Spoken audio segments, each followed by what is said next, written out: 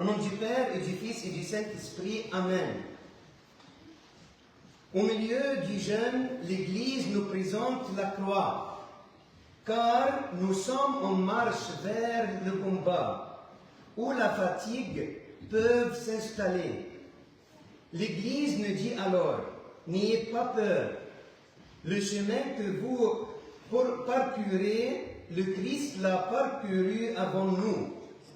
Le jeûne n'est pas une fin en soi, c'est un chemin vers la résurrection. La croix au milieu du jeûne est un signe d'espoir. Elle n'est pas une proclamation de douleur, mais une proclamation d'amour. Ce n'est pas un échec, mais le début de la résurrection. La croix est la gloire de Dieu. Le monde voit dans la croix une faiblesse, mais nous y voyons la gloire, car la gloire de Dieu est l'amour jusqu'à la fin. Sur la croix, le Christ n'a pas montré une force qui se met les autres, mais un amour qui se donne. La croix,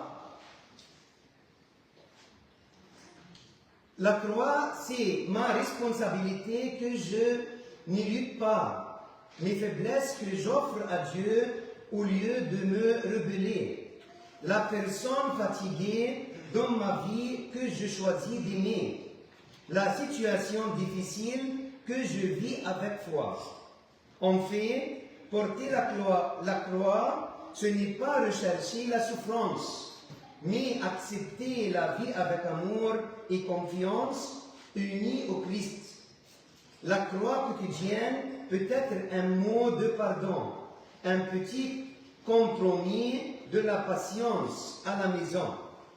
À chaque messe, nous ne recevons pas seulement de la croix, nous la vivons.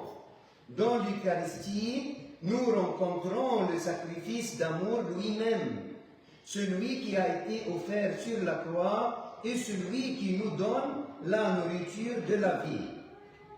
C'est là que nous apprenons le sens de la croix.